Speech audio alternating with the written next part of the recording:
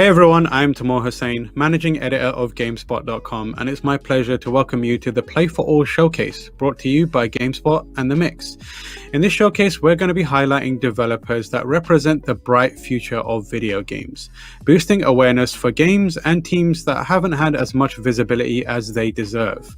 More importantly, we're highlighting games and teams that encourage inclusivity, tolerance, and togetherness at their core. All the games in this showcase are made by a diverse set of creators that have important stories to tell. These are all games that made us think, smile, get excited about, and feel good about what games have to offer. And we hope you feel the same way too. What is poppin', everyone? My name is Justin Woodward, co-founder of The Mix, the Media Indie Exchange, and the independent game development team in Terabang Entertainment. You guys may not know, but The Mix and GameSpot have teamed up for over 5 years now during E3 to showcase some of the most interesting indie titles that have graced our screens, with interviews and trailers from developers from all over the world. This showcase is no exception. To the sentiment that Tamor expressed, our goal is to really shed light on some gems hidden or otherwise that you may not have had the honor of checking out. So with that, let's get started with some up and coming game trailers and hop into our first interview with Zalaver Nelson, who will dive into his new game, El Paso Elsewhere. Let's hit it.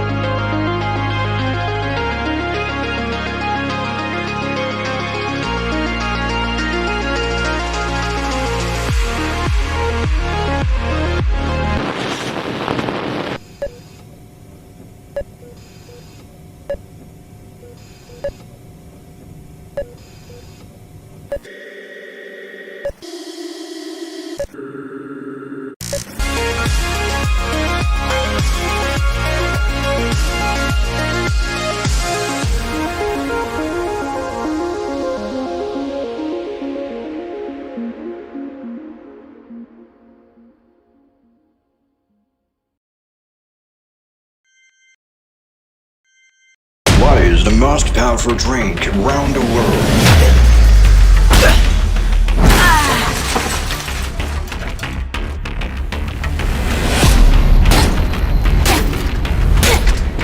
Fight with your fists. Enter your name in its maker.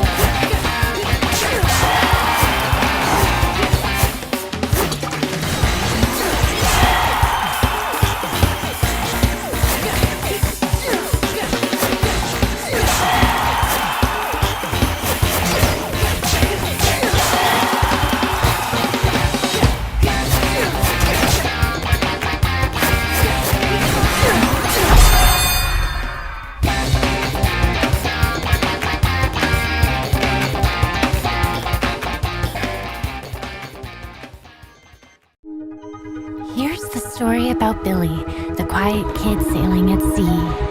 One morning while fishing, the sky suddenly turns to gray, and all the colors fade away.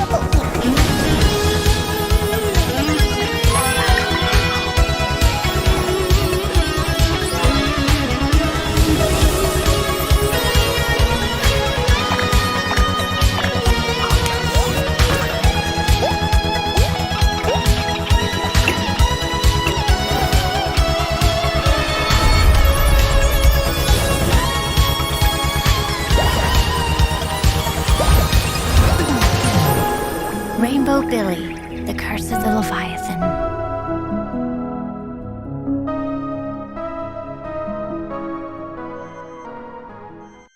I'm in a 2-story motel in El Paso, Texas that gained another 46 stories yesterday, all below ground.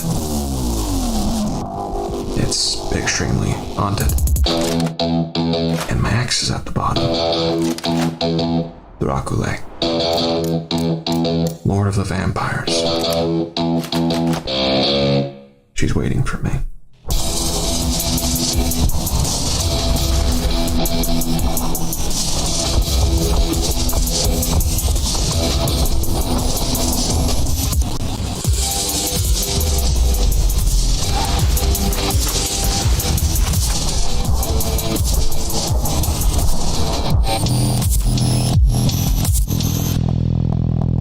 Would you believe that this is a love story?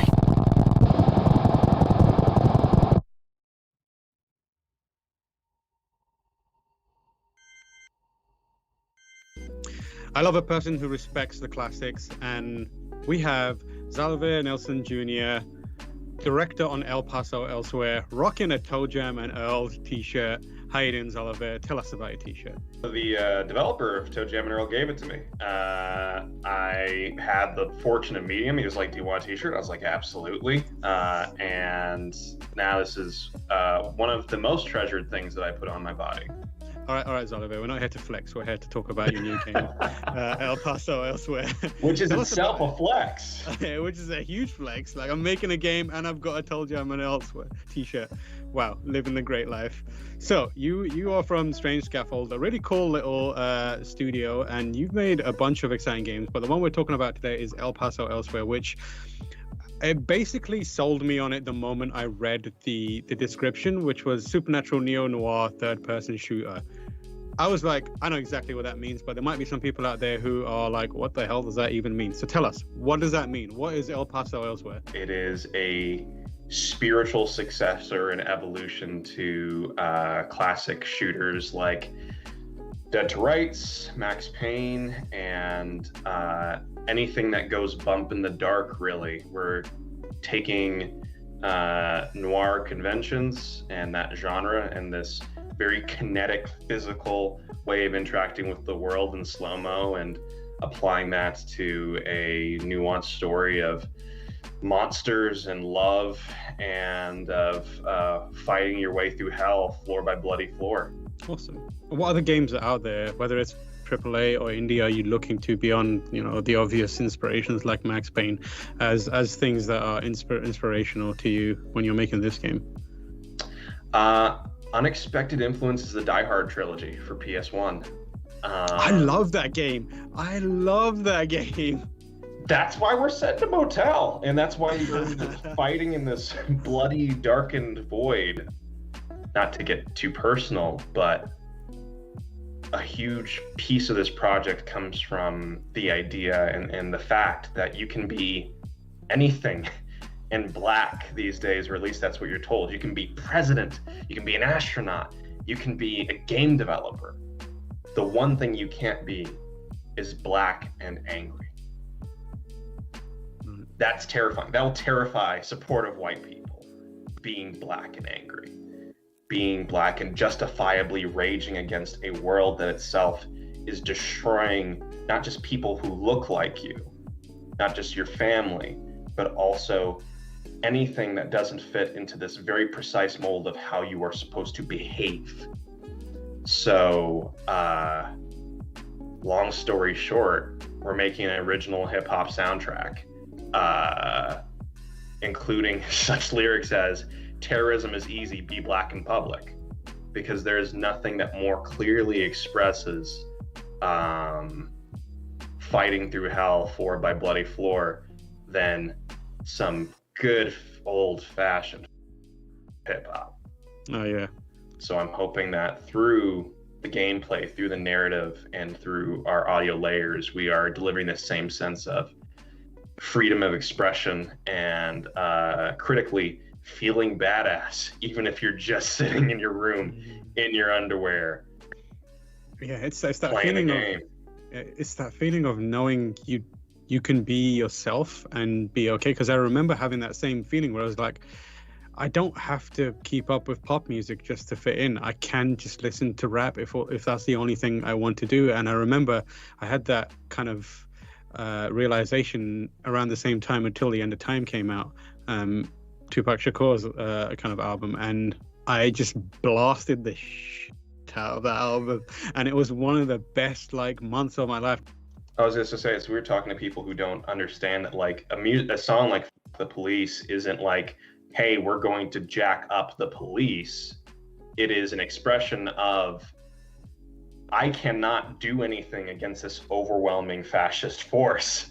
Yeah. But I can rap, and you're going to hear every amount of this justified fury and rage expressed through music. Xalavier, thank you so much for taking some time out of your day to talk to us about El Paso Elsewhere. Hopefully we get to see more of it very, very soon. You know, as a big fan of the classic Max Payne, I am definitely interested in Xalavier's team take on the genre. Next up, though, we have a developer that hails from the Philippines developing a tasty game for your senses.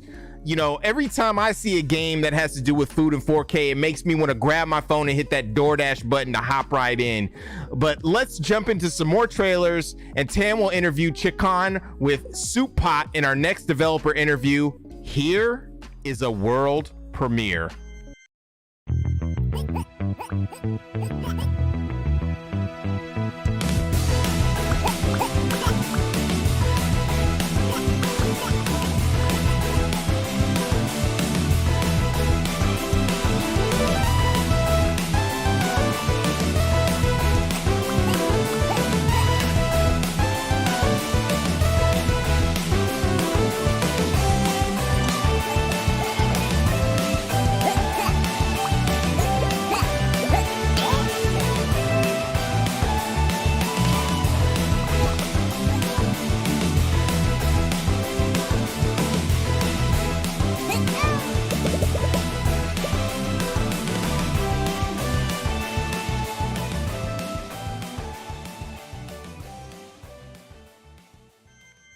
In the past, I worked on serious and political games like Headliner about fake news and its effect on society. Following those topics has been very draining, both mentally and emotionally. I really needed a break, something that would be silly, colorful, and gameplay focused. Hi, my name is Jakub, and I would like to tell you about our game. What the? What's a better idea than a game where you play as a little cloud and ruin everybody's day? Limiting our protagonist to being a cloud was an interesting design challenge that actually spurred a lot of innovation. Sure, we can rely on weather powers like rain, snow, or tornado. What about different rain modes? What if you could rain acid rain and corrode vehicles? What about raining oil and propagating fire? What about raining coffee into mugs of tired office workers? And then we realized, why limit ourselves to liquids? Why not rain bread that attracts pigeons or hens that can pet dogs? Why not rain swords and go on an epic adventure, solving quests and exploring dungeons? What if other games got invaded by the cloud? What if you were sneaking through a compound a la Metal Gear Solid? Or maybe Silent Hill, but you're the monster. Forcing ourselves to be a cloud give birth to many unusual, if hilarious ways of subverting player expectations. Always expect the unexpected. Rain on Your Parade is out now.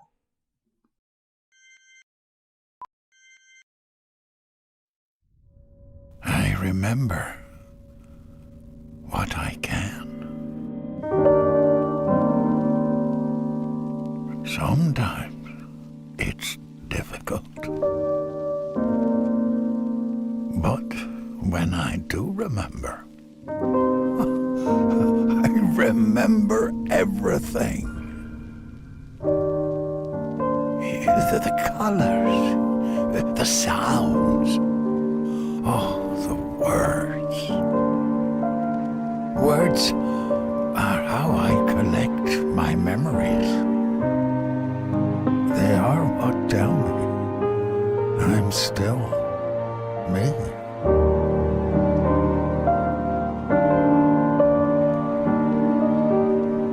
I must hold them close.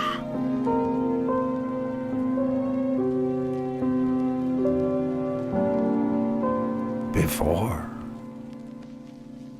it's too late.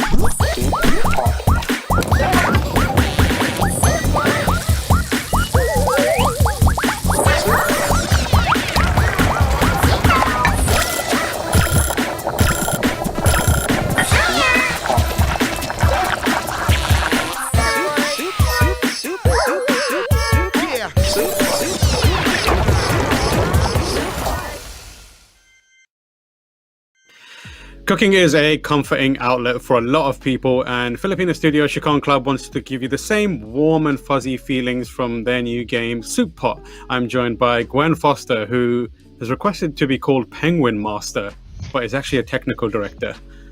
How are you doing, Gwen? I'm doing great. Thank you for indulging me in that request. I like it. I'm always up for a bit of shenanigans, so I super appreciate you doing that.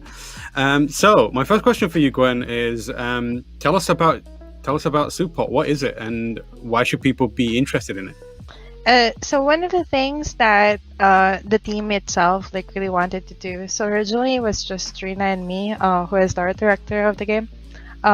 We wanted a cooking game that's just really focused on cooking. So you have games that like Overcooked, but it's more of management of the kitchen, which is still super fun. You have games like Monster Hunter that feature cooking, but it's more animation. But there are very few games, Cooking Simulator is one of them, that are actually focused on cooking itself. So we wanted to recreate that, but the gist is that where we grew up, we actually don't do recipes. And so like it's more of like heart or feelings or the voices of your ancestors. And we wanted to have that in the game. So we actually released a demo last year and people really liked it. So we made it a bigger game, which is Soup Pot. Obviously, Supot is coming from a team in Southeast Asia where not a lot of games come from, and that means that you have a distinct perspective.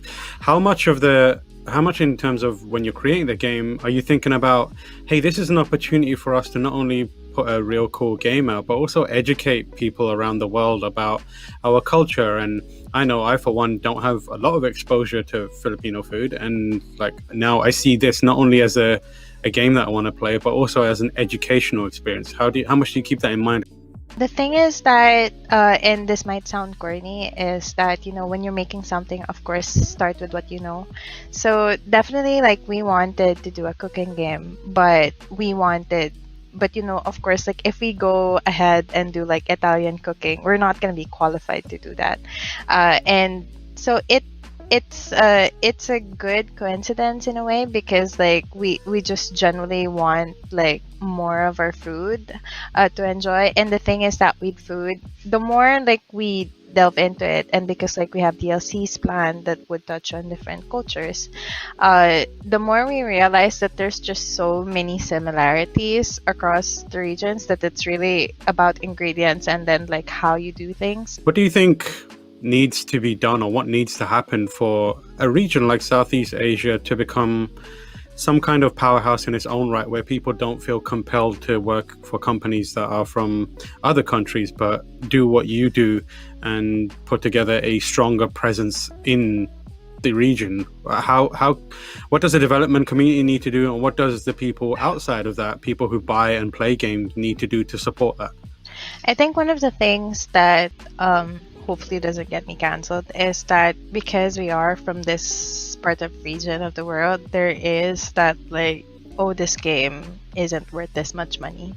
And then developers also, fall to prey that like, because this is the notion of games like this, that we are of lesser quality, like even though we're just as talented, that they price their games too low.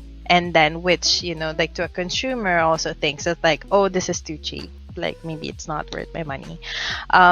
So that's one thing, like both from the consumer and players, developers perspective, like in terms of business, you see so many innovative games come out, and like kinder and just more fun games coming from the West, that people in Southeast Asia or any other region that doesn't have the similar access, they do also have those ideas, but they're not exposed to funding opportunities, they're not exposed to the right people.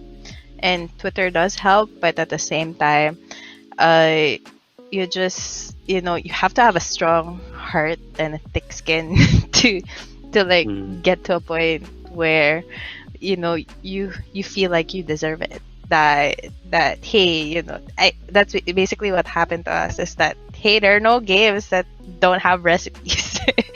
That literally, have a cooking game that has no recipes, or it's just like, hey, here are ingredients, do whatever you want. But yeah, I think that's mainly the thing, that the developers themselves have to feel like they deserve it, and at the same time they just have to make a really great game that hopefully, if luck falls on them, is something that everybody will get to love and enjoy to play. So yeah, there's opportunities to support developers in these regions, and it doesn't mean getting something that's alien to you. It means getting something that's fresh and unique, and in a lot of cases something that you already know, but coming from a new angle, which is always good. Thank you also, like this is super fun, and thank you for giving us this platform and giving us this opportunity. All hail the Penguin Master. Thank you. Now I'm extremely hungry for some hot pot, some pho, some ramen, some chicken noodle soup. I don't even know. We have another set of sweet game trailers and reveals for you to sink your teeth into. And then we'll be talking to the dev team behind the classic RPG inspired artistic fever dream, She Dreams Elsewhere, from Davion Gooden and Studio Severe. Check out the trailers and we will be right back.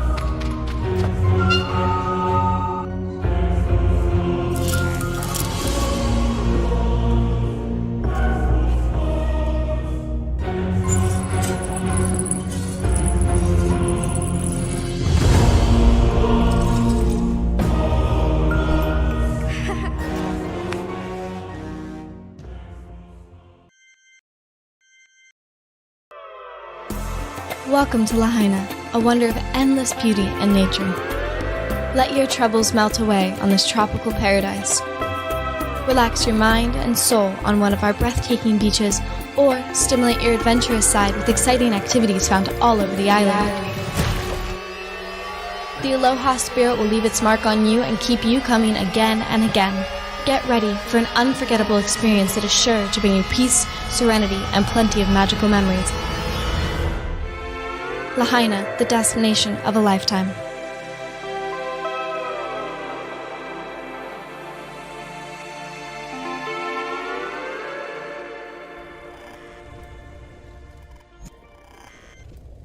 I will now gauge your interest in multiplayer by simulating a multiplayer experience. I am helping. We are doing this together. We are friends. I'm this people bond by doing activity. I'm Gwen Frey, and this is Labrat. Good. You have unlocked a new puzzle. Begin the next puzzle. Good work. Here is your achievement. You are a tester. Your job is to evaluate a puzzle game that is being crafted by this artificial intelligence. I am giving you control of your very own gun. Please be responsible.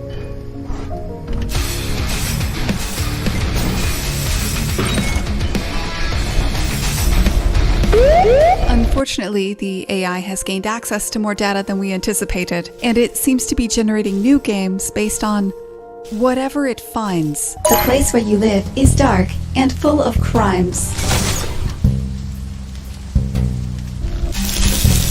What are we going to do? There are so many guns. You have nothing on me. For updates on the game's progress, you can follow me on Twitter. And you can support us by wishlisting Labrat on Steam, or by signing up for the closed beta at labrat.study.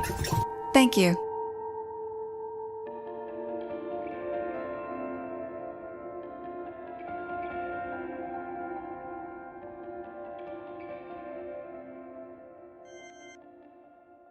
Welcome to Palm Mall. We're proud to welcome you to your home away from home.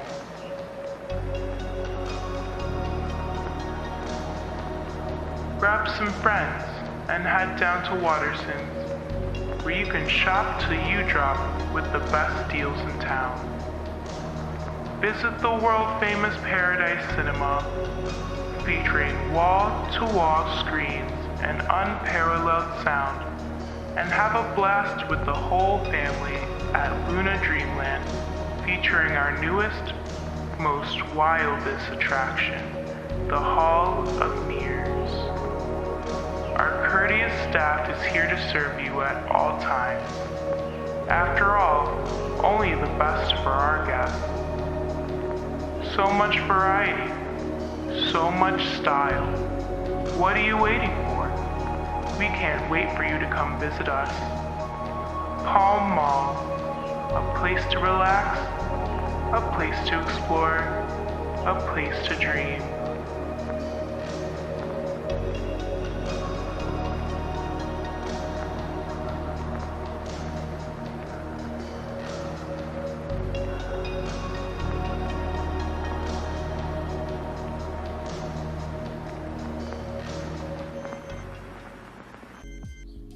Indie games are incredibly powerful because they often tackle themes, topics, and issues that are deeply human, but often sidelined by a lot of the major big budget titles. She Dreams Elsewhere is one of those indie games and is being made by one incredibly talented person, Davion Gooden, designer, director, writer, and pretty much everything else. Davion, thank you for joining. How you doing? Thanks for having me. The world's still kind of on fire, but other than that, I'm vibing. How are you, man? You know what? We will get to the world on fire bit because there's an interesting part of your development that I kind of want to check out. But first, tell us about She Dreams Elsewhere. What is it, and what do you want to explore with it? Yeah, for sure. She Dreams Elsewhere. It's a surreal adventure RPG about dreams, nightmares, and all types of self-identity fun stuff. You're playing as a woman named Dahlia, and you're in a coma. And you got to figure out how you got in a coma, find a way to wake up, confront your inner nightmares, and just have this horrible trippy experience the entire way. Overall, it's a game about how it's okay to not be okay, and just to reach out to other people because you never know what they're going through, and all that other fun existential stuff like that. One of my first questions with this game was seeing it was all you doing this alone, and also seeing that it's something that hits on really personal themes.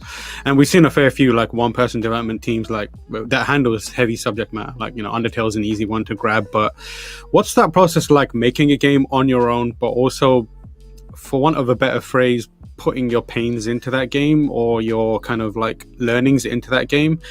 What's that like, and what are the challenges day to day that people might not know because they just see a game that looks cool and it's one-person development team? What is the true human cost of a one-person development team? It's a blessing and a curse because on one hand, I've pretty much been able to do exactly what I wanted to do with this game, and I'm a weird guy with a lot of weird ideas. So let's just kind of do that unfiltered and just do me. Where normally in a bigger development team, it'd be it'd have to pass X amount of approvals, get past the marketing department, all this stuff. So having that freedom has been super liberating. It's a little lonely sometimes, but it is fun, and there's very few things I'd rather want to be doing right now. So I'm very thankful for it, but also I'm very, very tired. So you mentioned earlier that you enjoyed having the kind of autonomy to make the thing your own, but the support is really kind of tricky thing. Do you think we're getting to a stage where developing indie games is being supported by bigger publishers in a more meaningful way? We have the Xboxes going out there to find smaller developers and PlayStation and that. Do you think that it's getting better, and how do you think it could improve? The games industry could improve and support creators with unique voices so that there's more perspectives around?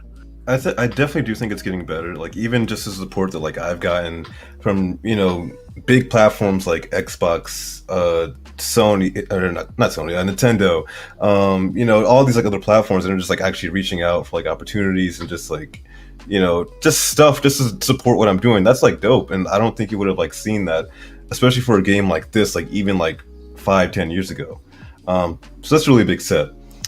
With that being said, we still got a hell of a lot of work to do, and I think that really comes down to who is working in the industry, who are the gatekeepers of this industry, and who is funding these projects, who is getting these deals signed, and it's a matter of actually going out and actively doing the work and reaching out to a more diverse just creative squad, actually going out and putting your money where your mouth is and just funding actual projects, not even in the tens of thousands, but I'm talking millions. Why isn't there a Cowboy Nights Fund that Xbox has, which is funding AAA games made by diverse teams? I know it's happening in the background, but we could do a lot better, I think. And it's crazy because like even like developers who are like, they might have like a few more people than me, but like, you know, we're still kind of doing the same thing. We're like the same age, like same experience level. Like they're still having like trouble like getting money. So it's like, what is happening here? I don't know. Yeah, Video games are weird. There's definitely room for major publishers and platform holders being louder about doing it, because and giving people avenues about, you know, reaching out to put themselves forward, because I feel like, yeah, it's happening in the background, but it shouldn't be in the background. It should be in the foreground, so that people who may have these ambitions know that there is a path there, right? There's like almost like there's gatekeeping by not talking about it enough. Right. And we should be in a industry that is open about it and welcomes it. But yeah, I hope that we get to a stage where that is possible, and hopefully games like She Dreams Elsewhere does kind of help push that kind of path forward. Davion, thank you so much for taking the time out of your incredibly busy day to talk to us about She Dreams Elsewhere. Davion's development journey with She Dreams Elsewhere is really fascinating. He was a part of the Mix's Black Voices in Gaming freshman class, which was super awesome. I'm looking forward to the release. Next up, we have another set of trailers, and Tam will be heating it up with another spicy interview with Spanish developer Severio and co-founder of Troglobites, who will share his team's game, Ito no Yami Blind Fate. Let's get it.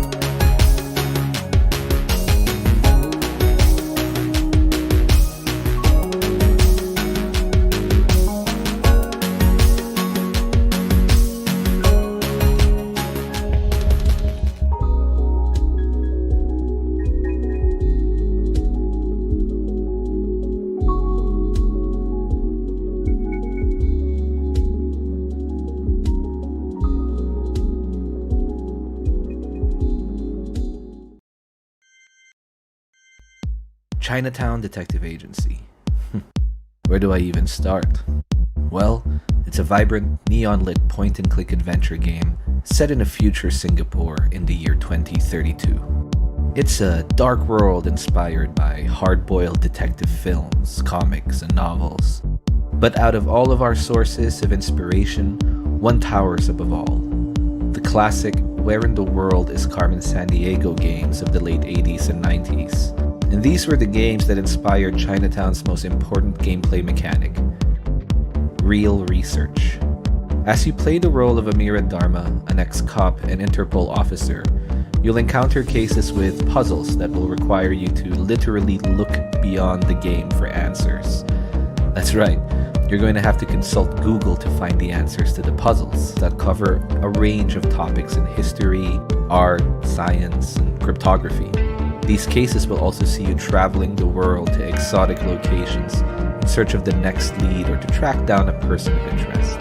In essence, it's a game that asks you to be a real detective. We hope you'll join Amira as she unravels conspiracies and infiltrates criminal syndicates amid a backdrop of a chaotic world hanging on by a thread.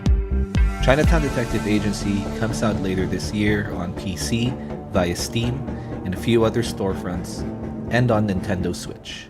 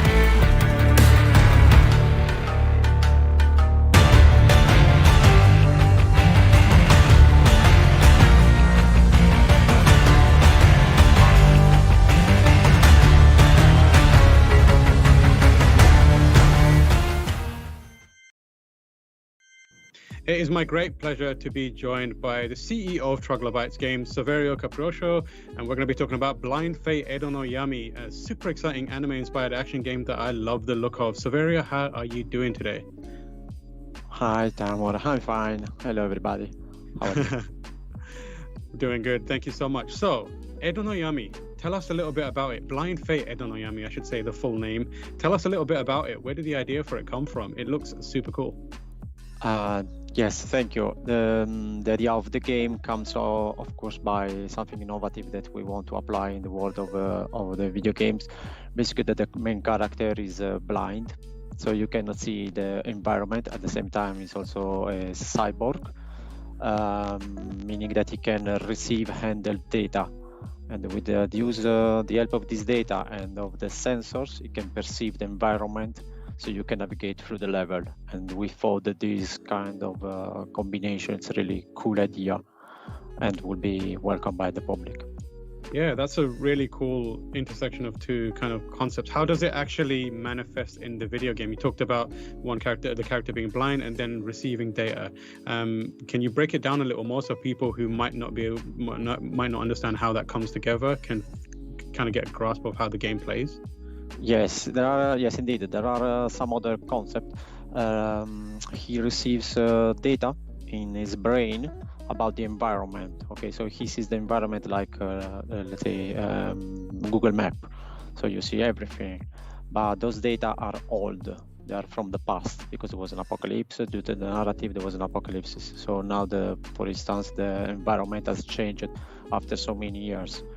So yes, you can trust the data that you have, but you cannot trust totally because there is a bridge, and then this bridge has collapsed. It does no longer exist. So you have to retrieve new data, and guess who has those new data? The enemies. So you have to kill key enemies. They are machines. They have eyes. They record everything. You have to steal the data from the enemies so you can see the world how actually it looks like. So one thing I really love the look of is the action. Can you talk a bit about the inspirations and where you kind of are looking to in terms of other games or other forms of media in putting together the action at the core of Edo no Yami? Yes, I mean, we took inspiration both from movies actually and games. I mean, a movie about a blind samurai is Zatoichi, and Blind Fury, if you if you remember those movies. And okay, the settings, the futuristic settings, let's say, recalls a bit, let's say, just to say, Strider and other games like the Ninja Gaiden and other games that we loved when in our childhood. So of course we meet together. And there's also one more mechanic to do with sensing and sensors and smell and that kind of stuff. It sounded really fascinating when I was learning about it. Can you tell me about it? Yes, sure. Being blind, of course, you see the environment, but you don't see the things are moving on and what's inside. For instance, something is hidden. So you have three sensors: the hearing sensor, the heat sensor, and the smell olfactory sensor. So you can see the stimulus that are produced by the enemies or by the environment. Now, if the enemy is approaching you, you will see the ripple of the sound of the steps of the enemy. So you will see the enemy is approaching, you can react. If you are stuck in a room, you can use the other sensor to find a way out. So yes, the mechanic of the sensor helps you to navigate through the level and to fight. It's also a component to fight the enemies.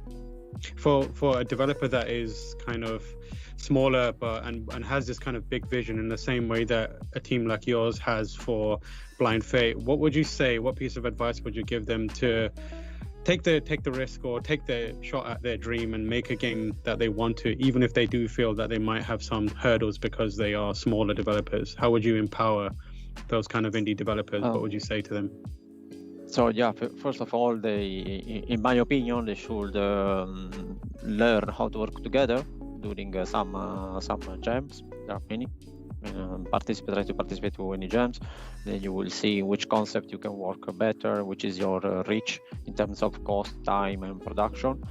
And then once you have a let's say product you want to work with, well, at this moment you can start approaching, if needed, a publisher and to support your vision, as you said. So let's say start from very, very small things. We did if I can, we start with our first game is Hyper Parasite, and then we moved a bit forward in the world of the indie, just because we were known among we launched the game, so we were able to collaborate with 101 XP for this game with bigger ambition. That's awesome. So stick together, baby steps, and you two can make a game inspired by Zatoichi and Strider. That looks pretty awesome. Thanks. Saverio, thank you so much for your time. Super excited to see more of the game and check it out ourselves. Thank you so much. Definitely my type of game. I want to grab my samurai sword, do a double backflip, and slice foes in half.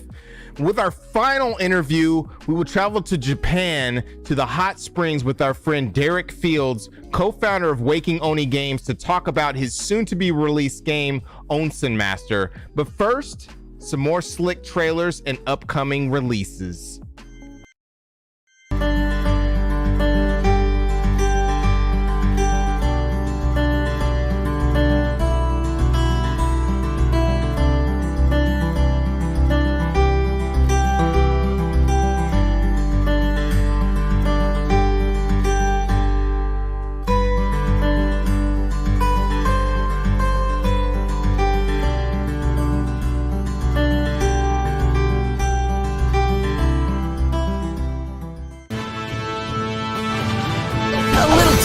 Don't you think? It's time to release the Quacken!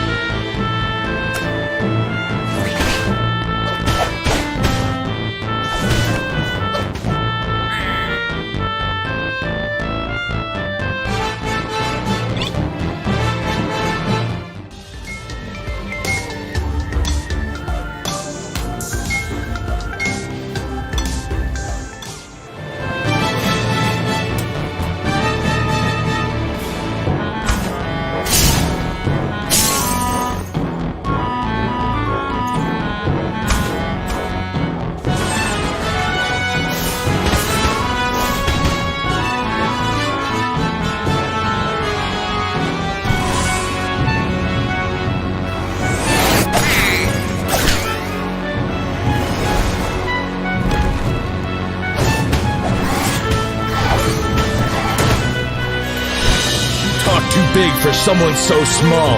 You need to be taught some respect. So let me enlighten you.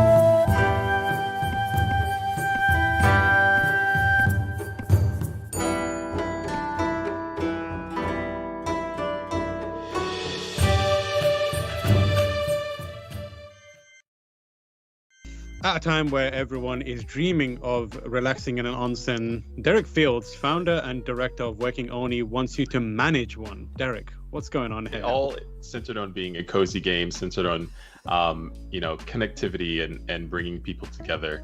Onsen Master was deeply inspired by a love for family films, especially Ghibli films, and I'm sure saying that out loud for some viewers, they might be able to catch some hints on what keenly influenced a game like managing a hot spring. Spirited Away is a film that's very near and dear to myself, my family, and it's something that brought us together on the couch and in the theaters anytime those were brought to our city. And it stuck around with me, wanting to create a game that could center on those same things. What would it be like to manage a hot spring, to manage various spirits called yokai, and the different humans that are also visiting your onsen. Right. So you mentioned a bunch of inspirations for Onsen Master earlier, and it sounds like it comes from a bunch of different people and perspectives being involved in the studio and the game. So you've described yourself as a BIPOC studio. Can you talk a little bit about what that means, and also what impact that has on Onsen Master as you create it? One of the things that I didn't necessarily have growing up were games that included characters that were black and brown. It was always interacting with a protagonist that didn't necessarily look like me. And so I would love to add into the games that are now being represented in media that do have people that look like us, and be a part of that space. Do you think we're getting better, and do you think it's kind of being led by the indies in the industry? Yes and yes. I think things are absolutely getting better. I think there are certainly more games out there that are including people that look like each of us having this conversation now.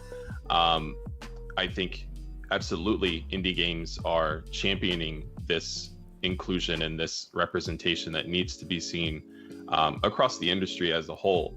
And because of that, there are certainly more kind of AAA level games that are including more BIPOC characters, and some very notable games too. And so I hope, optimistic me, I don't want that to stop. I want to see more. I want just it to continue happening. As people, I know we said that it's getting better, but it feels like is there ways for us to signal to the broader games industry, maybe even the AAA industry, to be like, hey, we really want this, and really break through in a big way? Do you think how do we do that? Do we just support indie developers, or do we? I mean, should an indie developer out there who may be thinking about making a game just take the jump and do that thing that they think it might be a risk? Yeah, when I think of that conversation, there are maybe 2 or 3 components that come to mind. One is the support, first and foremost, and ensuring that we are uplifting other developers who are building games and narratives that continue to add to the space of including BIPOC characters, and that also extends to LGBTQIA+ characters as well, and individuals within those games. It sends a signal. It sends a signal on social media when you start seeing certain stories being talked about, and how impactful they are for the community to see themselves represented. I'm not alone in experiencing Miles Morales Spider-Man, and how impactful having that sort of representation through and throughout not only the story but the communities that Miles played in throughout that narrative. And that's an example. When you see resounding feedback from Twitter and so on, it's important. I think for the other component, next to uplifting, is ensuring that we can provide resources to indie developers who are pursuant of that same endeavor, because a lot of the times people who come from these backgrounds are marginalized and therefore don't have the same access to resources in order to produce these ideas. There is a very, very real cause and effect. So yeah, supporting games where there are BIPOC, LGBTQIA+ characters is super important. Thank you so much for your time, Derek. I think we could talk about this all day long, but absolutely, I'm sure you've got a game about making people manage onsen teams. So I'll let you get back to that. But thank you so much. Those are just some of the awesome games being created by developers around the world. We had everything from drink cans fighting each other, to an action game with a duck, to a soothing town building simulator. And that's just a small selection of the amazing experiences that inclusive indie game developers are making around the world. Before we head off, I just want to give a huge thank you to all the indie developers and the publishers working with them who took the time and effort to create trailers for us and then talk to us. And I also want to thank everyone at GameSpot and The Mix for working so hard over the past few weeks to put this amazing showcase together. Thank you so much. Yeah, Tam, I mean, it's so many great games and developers that we shared today. Exclusive and inclusive at the same time, which is great. The interviews were amazing. Thank you all for joining us. Thank GameSpot for showcasing these games. It means a lot to the developers. Of course, I'm also a developer myself. Again, my name's Justin Woodward from the Media Indie Exchange, The Mix at Indie Exchange, and we will catch you later. Peace.